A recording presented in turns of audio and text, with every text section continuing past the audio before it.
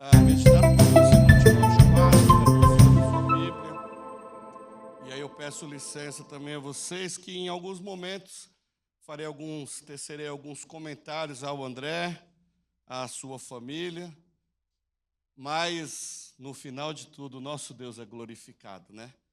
Quando nós vemos alguém sendo levantado ao ministério sagrado, que é o ministério pastoral, toda a glória é ao Senhor, né? Porque é Ele quem chama. E é bom vermos que há pessoas que se dispõem a cumprir o chamado, né? O ID. E a nossa igreja é uma igreja que tem sido, uma igreja que tem se envolvido responsavelmente com a ministração da palavra do Senhor. E hoje nós vamos apenas dar sequência naquilo que o Senhor está fazendo. Acharam aí 2 Timóteo 4?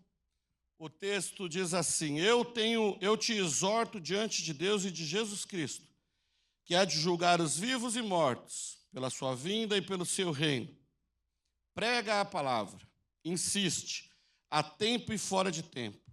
Aconselha, repreende e exorta com toda a paciência e ensino, porque chegará o tempo em que não suportarão a sã doutrina. Há algumas versões que dizem que chegará o tempo que vai dar coceira no ouvido de muita gente que não vão suportar ouvir aquilo que a Bíblia tem a ensinar. Desejando muito ouvir coisas agradáveis, ajuntarão para si mestres segundo os seus próprios desejos, e não só desviarão os seus ouvidos da verdade, mas se voltarão para as fábulas. Tu, porém, sê equilibrado em tudo, sofre as aflições, faz a obra de um evangelista e cumpre o teu ministério. Essas foram ali as últimas palavras do apóstolo Paulo. Paulo estava em Roma preso, e aí ele escreve as suas cartas pastorais, né? Timóteo, Tito, mas essa última carta são as suas últimas falas antes de ser levado ao martírio, né? Provavelmente ali em 68, na época do imperador Nero, né? E ele foi decapitado, segundo a tradição. Mas olha só que nos seus últimos dias, ainda que numa prisão, a preocupação dele foi em inspirar, incentivar, estimular ao seu aprendiz, ao seu discípulo ali, o jovem Timóteo, para que aconteça o que acontecer, mantenha-se firme, pregue a palavra. Dias piores virão, coisas acontecerão, seduções surgirão, mas mantenha-se firme. Pregue a palavra. Esse texto foi usado na minha ordenação, lá em 5 de março. Eu anotei aqui para não esquecer, que eu sou bom pra caramba de memória. 5 de março de 2016. Pastor Paulo Romero pregou isso daí. Fui ordenado lá na Igreja Cristã da Trindade. E foi um tempo muito bom enquanto estivemos ali, né? A Igreja Abrace nasceu, nós somos filhos da Igreja Cristã da Trindade. Ali em março eu fui ordenado. Alguns anos depois, nós abrimos um ponto de pregação aqui em Osasco. E nós fomos, há 2 anos e pouco atrás, fomos emancipados, né? E por uma questão institucional, nós não pudemos manter o nome Igreja Cristã da Trindade em Osasco. Mas foi nesse período que nasceu, então, a Igreja Abrace, sendo também um direcionamento do Senhor para as nossas vidas e para o nosso ministério. Então, foi nessa época de transição, nós ainda éramos ICT Osasco, estávamos lá na Rua Açucena, quando o irmão André chegou. O André, a sua família e a turminha dele, né? A Elaine, o Samuel, o irmão José, a irmã Irene, o Hofferman, né? Entendedoras entenderão o Hofferman, né, Nicole, Dudu, né? Então, e é interessante que não demorou muito, que aqui na igreja o André, a Josi, eles começaram a desempenhar, a puxar para si algumas responsabilidades. E é interessante, né, que nós vemos que quem tem o chamado de Deus, quem tem a liderança, o ministério que o Senhor lhes entregou, é automático. A gente não precisa pedir nada, não precisa falar nada, vai nascendo, né? Eu lembro que há 20 anos atrás, quando eu cheguei lá na ICT, Eu e a Renata, eu e a minha família, nós chegamos também para ficar quietinho no banco. E não demorou muito, né? O pastor Paulo já puxou a gente. E ali, quem conhece o Paulo Romero sabe que ele está ficando careca, sabe que ele está ficando com os cabelos bem branquinhos. Metade daquilo é culpa minha. Eu dei muito trabalho para o pastor Paulo, mas eu aprendi muito com aquele homem, um homem de Deus. Bom, enfim, o André começou a trabalhar aqui na igreja também, desempenhar alguns papéis, a Josi foi vindo junto, daqui a pouco a Ana também estava envolvida aí nos ministérios, assumiram o nosso ministério Servir, voluntariado, que a gente chamava de diaconia, algumas igrejas ainda chamam de diaconia, e tem aí se colocado à disposição do Evangelho, à disposição do Reino, fazendo a obra do Senhor. Vimos o seu chamado ministerial, conversando muito, entendemos também que era algo muito nítido, muito claro na sua vida, né? A questão do chamado ministerial. Se fôssemos batistas da Convenção Batista Brasileira, a Igreja Convenção Batista Brasileira, eu tenho uma história. Eu sou nascido e criado, minha família toda é da Convenção Batista Brasileira. Eu, literalmente, nasci dentro da Igreja Batista Canaã. Meus pais eram zeladores da igreja, então eu tenho uma história de amor muito grande com esta denominação. E por que eu estou falando isso? Porque por todo o histórico do André, se fôssemos batistas, ele já seria enviado ao seminário teológico, ele já iria ser um forte candidato a participar do concílio. Nós aqui não temos concílio. Nós não somos uma grande denominação e não temos uma grande quantidade de pastores aqui, mas na Igreja Batista da Convenção Batista Brasileira, quando Deus chama alguém, Deus geralmente chama um jovem para o ministério pastoral, esse jovem é enviado para o seminário. Após a formação teológica, ele passa por um concílio. O que é o concílio? 10, 12, 15 pastores são convocados pela igreja, pastores da convenção, onde vão examinar o candidato, onde vão fazer uma série de perguntas. Sabe o TCC? Uma série de perguntas teológicas, né? A martiologia, soteriologia, né? E uma série de coisas, bibliologia, cristologia. Nós não fazemos isso aqui na Abrace, mas há sim uma espécie de investigação, uma verificação.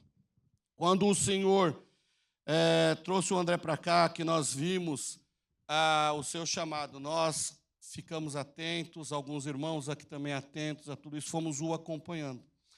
Final de 2023, comecinho de 2024, Deus falou fortemente ao meu coração sobre este momento.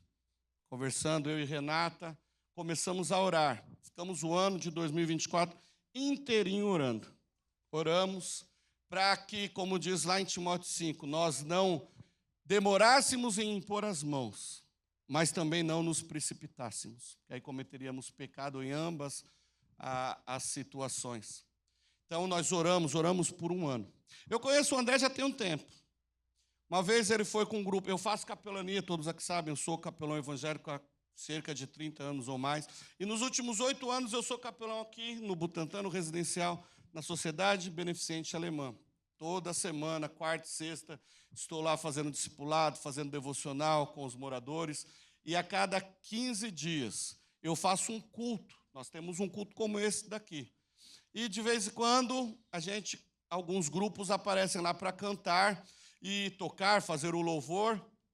E numa oportunidade, alguns anos atrás, o André foi com um grupo, Bob e Tati estão por lá também, conhecem lá, sabem do que eu estou falando. Eles foram num grupo lá, inclusive vocês estavam, né? Aliás, a culpa foi inclusive de vocês, né? E lá eu conheci o André pregou naquela ocasião, naquela oportunidade, e de lá para cá mantivemos este contato. Não como hoje, mas a gente teve esse contato, essa conexão foi feita. E no último ano, nós temos acompanhado essa família de perto, nós temos andado muito de pertinho com eles. Então, conheci a sua teologia, os seus estudos, questionamos bastante, trocamos muita informação, muita ideia, andamos dentro da sua casa, sabemos o que você faz, o que você não faz. De vez em quando eu chegava à tarde lá, ligava, faz o café aí. E aí ele ia. Esses dias foi com a Josi, né? Josi, faz o café. E aí a gente já chegou passando pão, comprando pão, né? E a minha casa, a minha família, vocês sabem como são. Nós somos 5 terroristas por comida. Então eu lembro que a gente chegou lá na mesa da Josi, a mesa dela tão bonitinha assim. Aí a gente passa, que nem o Tasmania, né? E não sobra nada. É uma coisa impressionante. Mas assim fomos examinando, caminhando com o André, sabendo quem ele é fora daqui. Conversamos com alguns familiares, conversamos com alguns amigos fora da igreja, conversei com alguns pastores que o conhecia e, principalmente, conversei com os membros desta igreja. Conversei com muitos membros aqui. Alguns, antes de eu falar qualquer coisa, Deus já tinha falado com algumas pessoas aqui. E é interessante que eu procurei alguns irmãos, fundadores da igreja, desde lá da época do mezanino, de 5, 6 anos atrás. E a resposta de todos fora unânime, né? Não, nós reconhecemos, nós entendemos que é de Deus e que este é o momento para a ordenação. Então foi muito bom a gente se certificar de que nós estamos fazendo este reconhecimento, essa ordenação no momento certo, no momento correto. Né? Falei dos seus estudos, nós prezamos aqui muito, irmão, muito mesmo, prezamos muito pelo estudo teológico, pelo conhecimento teológico. Pelo menos o básico.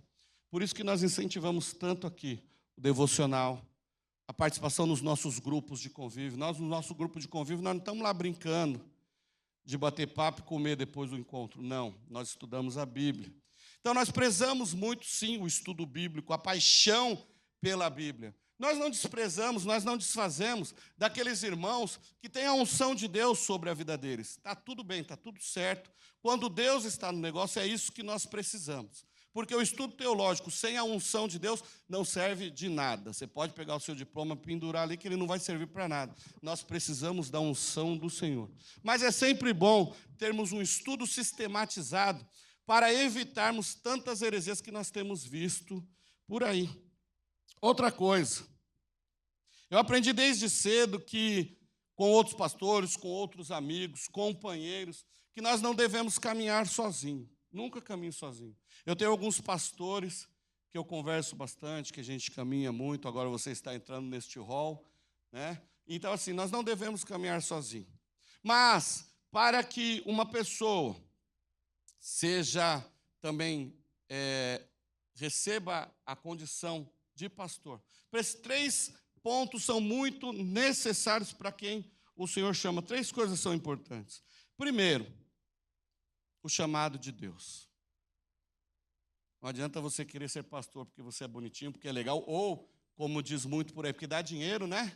É uma profissão que dá dinheiro. Né? Não. Primeiro é Deus quem chama. E só aqui que não deu dinheiro ainda. Então, se você está vindo nessa, já se demita. Primeiro é Deus quem chama e nós respondemos, né? Então, a resposta positiva ao chamado é o primeiro ponto. Martin Lloyd Jones enfatiza que o ministério pastoral não é uma carreira escolhida, mas é um chamado divino. Deus te chamou, André, para exercer este ministério tão sério. Outra coisa, nós dizemos sim ao chamado do Senhor. Nós precisamos, para pastorear, nós precisamos de um rebanho para pastorear. A palavra de Deus diz que não existe um rebanho, um pastor sem rebanho. Terceiro ponto, o reconhecimento deste rebanho. A ovelha precisa ouvir a voz do seu pastor. A igreja precisa reconhecer o seu pastor. E a igreja reconhece o seu ministério pastoral aqui.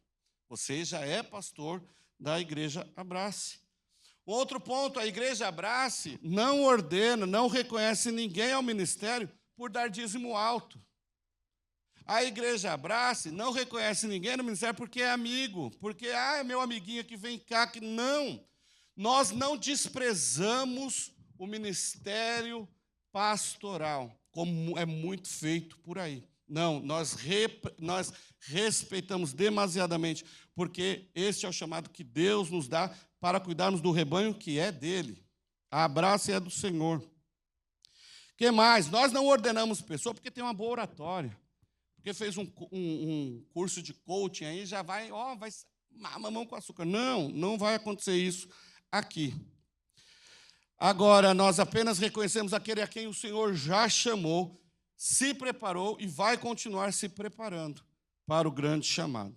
Em Timóteo, 1 Timóteo 5, 22, nos orienta a não impormos as mãos, eu já falei sobre isso aqui, mas Deus está apenas confirmando essa ordenação em nosso coração. Como eu já disse, nós passamos muito tempo orando e estamos tranquilos quanto a isso. Foi legal quando eu falava aqui com alguns irmãos, os pioneiros da ICT Osasco, teve um que falou assim: pastor, passou da hora.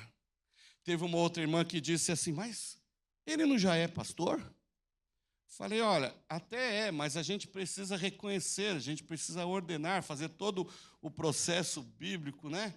E ela falou assim: poxa, que legal, para mim ele já era pastor. Então, para você ver, isso nos alegra, porque nós também temos a cultura aqui na Abrace de não tomarmos decisão sozinho, né? Nós temos um gabinete pastoral, nós temos uma diretoria, nós temos um colegiado, e há situações onde não somos nós que vamos decidir, mas sim a igreja, somos uma família, e nós decidimos tudo em família.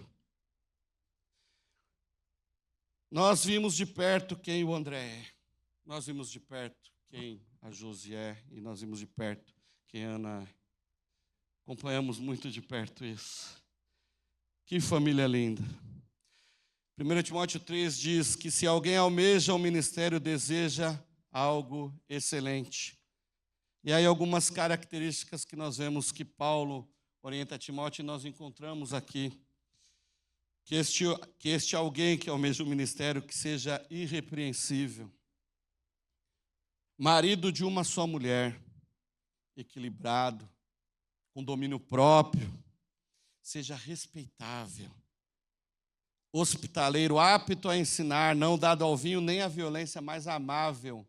Eu já cheguei bravo perto do André. E ele vinha: calma, toma uma água, né? Então, assim, você vai ter que trazer muita água ainda para mim. Aliás, você vai aprender a beber essa água, você vai aprender a beber esta água, né? Amável, inimigo de discórdias, não ganancioso, não ser novo na fé e que tenha bom testemunho dos de fora. Quando alguém olhar para você, vai olhar e vai dizer assim: este é um homem de Deus. Mas se alguém estiver acompanhando esse texto, vai ver que eu pulei o versículo 4. E eu pulei o versículo 4 propositalmente, porque eu preciso fazer um comentário. O versículo 4 diz assim, que este candidato ao ministério pastoral, ele deve governar bem a própria casa. Óbvio, né? Se não governar bem a própria casa, como é que ele vai cuidar das coisas de Deus? Então, caminhando bem de pertinho com o André por esse tempo, eu notei que ele é esse cara. Assim como eu. Quem manda em casa sou eu. E lá na casa do André também eu observei que quem manda lá é ele. Ele obedece tudo que a Josi faz. E aí ele diz para lá: eu mando, você mandar em mim e eu acato, eu aceito. O irmão José usou uma frase comigo esses dias muito interessante. Ele diz que a louça lá da casa dele já está no nome dele. Aí caiu a ficha, eu falei: verdade, lá em casa também. Renata já colocou a louça no meu nome. E eu vi que a Josi faz o mesmo. E o André é obediente. O André é um cara sábio.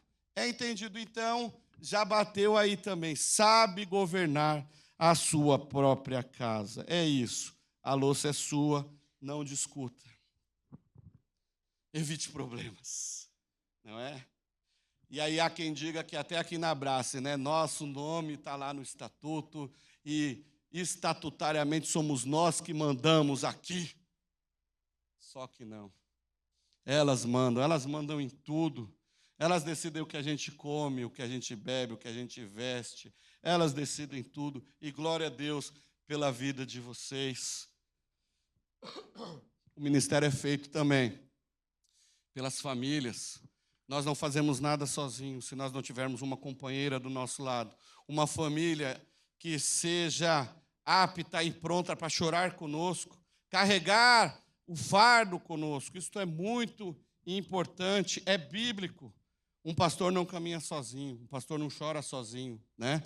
A esposa, a filha, você vai continuar sendo a Josi, Você vai continuar sendo a Ana. Não existe essa coisa, a filhinha do pastor, a intocável. Não, é a Ana, é a Josi.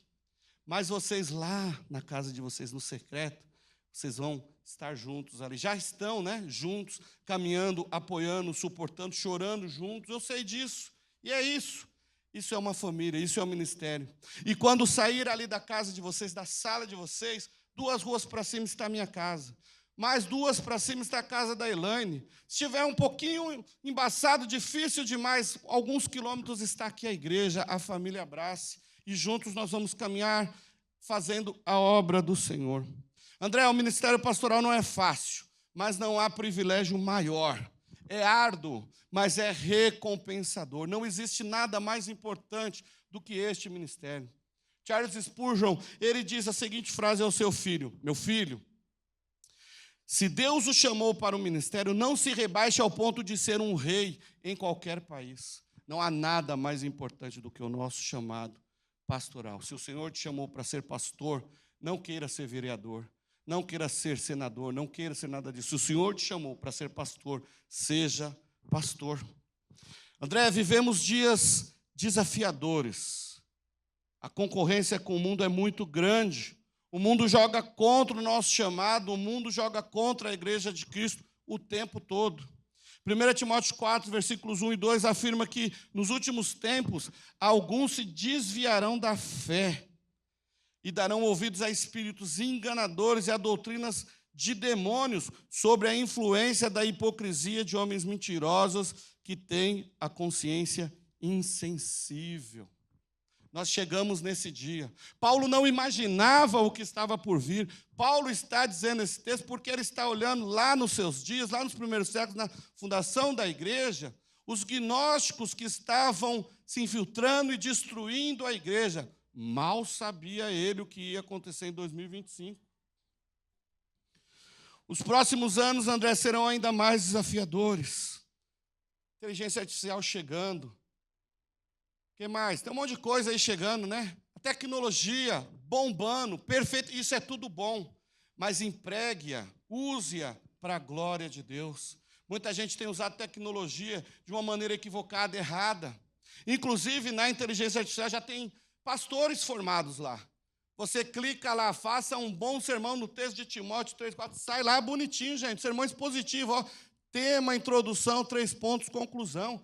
Ainda o chat pode te perguntar assim, você quer que a gente faça as pessoas chorar no final ou não?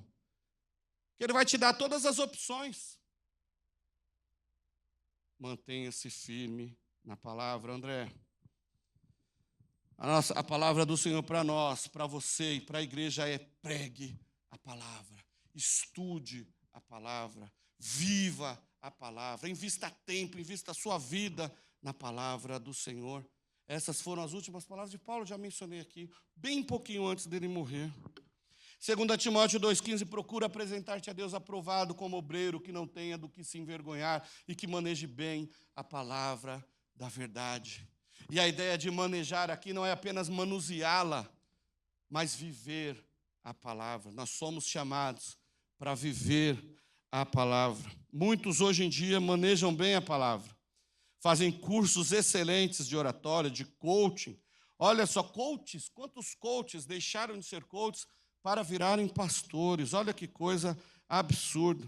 Especialistas em usar a Bíblia para a manipulação em benefício próprio. Mas Paulo está nos dizendo nesta manhã que nós devemos amar a Bíblia e nos apaixonarmos cada dia mais por ela, ao ponto de viver a Bíblia, viver por ela e, se necessário, morrer pela palavra de Deus. Foi assim que aconteceu com Paulo. Paulo viveu a palavra e Paulo morreu pela palavra.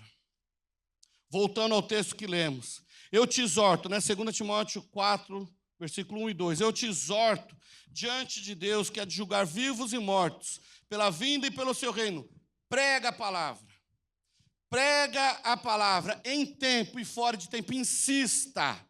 Insista. Acontecerão coisas, muitas coisas que vão te desanimar ou que vão querer te impedir, mas insista, não perca oportunidades, insista a tempo e fora de tempo, aconselha, repreende, exorte com paciência, com ensino e sabedoria. Olha que coisa interessante que Paulo diz aqui a Timóteo: pregue a palavra. Paulo podia dizer outras coisas, não podia? Paulo podia dizer assim: Timóteo, ajunte dinheiro. Timóteo, viva bem. Timóteo, adquira posses, conquiste tudo o que puder, melhore sua autoestima, ostente riquezas. Paulo poderia ter dito isso, mas não.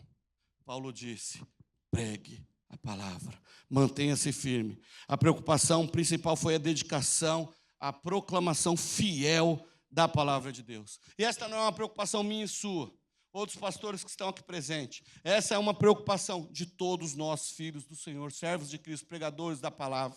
Onde nós estivermos, devemos permanecer firmes, comprometidos com a santa palavra de Deus.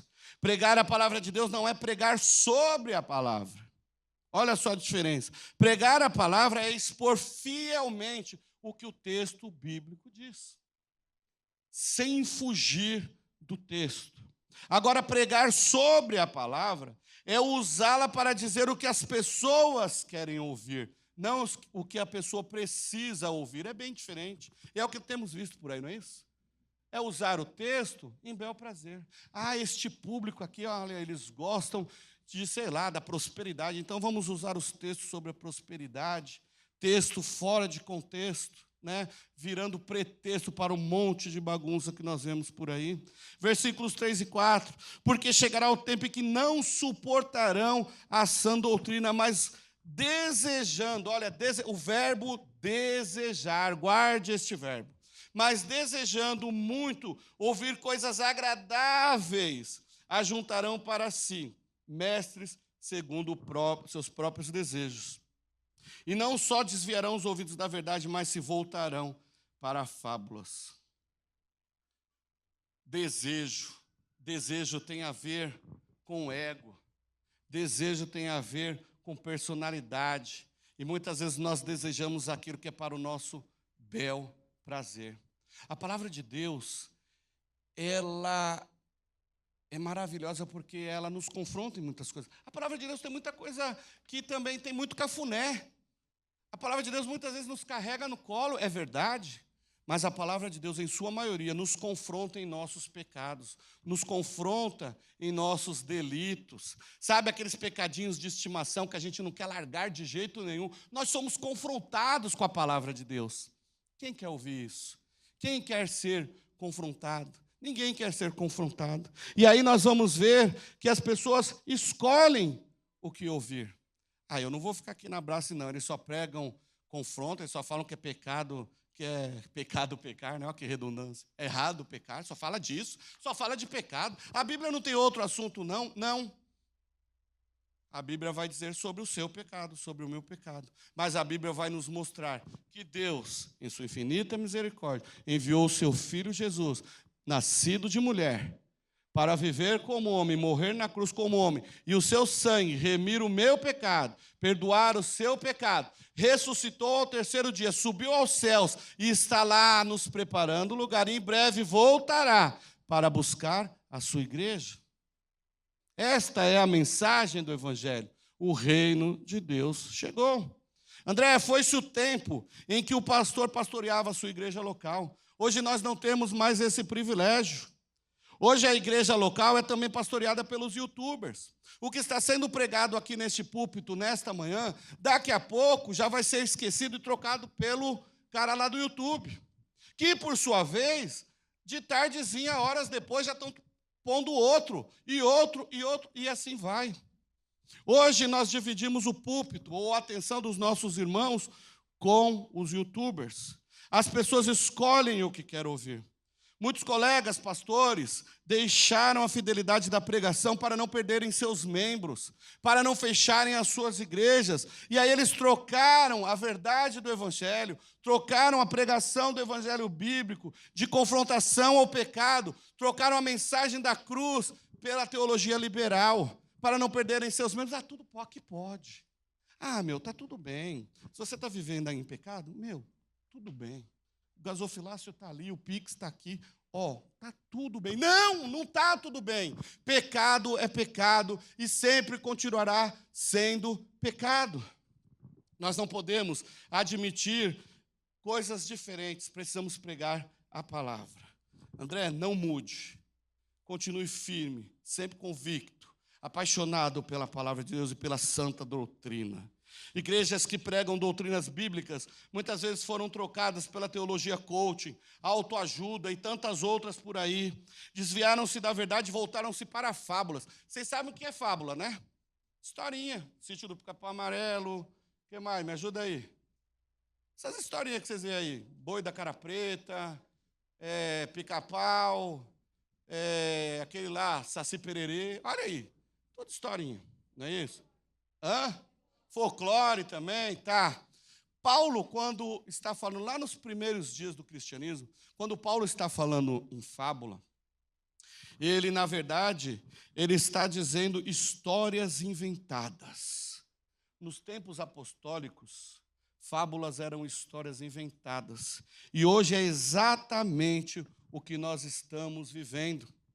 Pessoas pegando a Bíblia, usando texto fora de contexto, inventando fábulas e inventando histórias, e multidões estão sendo atraídas para ouvir essas mensagens. Meu lindo, minha linda, o que você viu, tocou, cheirou, não sei o quê, não sei o quê. Gente, cai fora disso, isso não está na Bíblia, isso não é bíblico. Volte para a palavra. André, pregue a palavra. Muitos estão preferindo papinha quando tem à disposição um banquete infindável para saborear. Nós não podemos viver de papinha, nós crescemos, nós precisamos evoluir. Um homem do meu tamanho, por exemplo, não dá para viver de papinha de aveia quaker, dá? Não dá. Eu preciso de feijoada. Fica a dica. Fica a dica, não dá, não é? Tem que ser substância, mocotó, não é? Cadê a Vaneide, Alex? Quiabo, jiló, frango, é isso. Não é, Enzo? É isso, Enzo. Estou caminhando por fim, irmão, estou chegando no fim, tá, já está tarde. André, versículo 5, tu, porém, seja equilibrado em tudo. Sofra as aflições, faz a obra de um evangelista e cumpre o teu ministério. Continue firme, fiel à palavra, cumprindo aquilo que o Senhor convocou você a fazer. E lembre-se, você não estará sozinho. Terão momentos de choro, de luta, de raiva, momentos de preocupação. Ontem, no nosso culto dos homens aqui, o psicólogo falou sobre muitos fardos que carregamos por sermos pastores, por sermos líderes. É verdade, mas você não está sozinho, André. Há uma gama de pastores orando por você. Há uma gama de pessoas para caminhar com você. E há esta igreja maravilhosa para também ser o seu Arão e o seu Ur no momento que você precisar. Nós estamos juntos nessa caminhada. Nós somos chamados, André, para mostrar o caminho que é Jesus. Nós não salvamos ninguém. Nós não salvamos ninguém. Mas nós mostramos o caminho da salvação. Porque o caminho é Jesus. João 14,6 diz isso, né? Eu sou o caminho, Jesus dizendo, eu sou o caminho, a verdade e a vida. Ninguém vem ao Pai, a não ser por mim. Então nós não salvamos ninguém, mas nós levamos, mostramos o caminho. E André, neste ministério não há nada mais lindo, não há nada mais gratificante do que você levar uma vida, uma família ao caminho. E essa vida ser transformada por Jesus. Esta vida se render a Cristo e ser transformada e ser abençoada. Não há nada mais valioso. Nem todo o dinheiro do mundo pode pagar o prazer, a alegria que é vermos uma vida aos pés de Cristo. André, esteja sempre pronto para ensinar, corrigir, exortar e principalmente para amar a quem Jesus mais ama, as pessoas.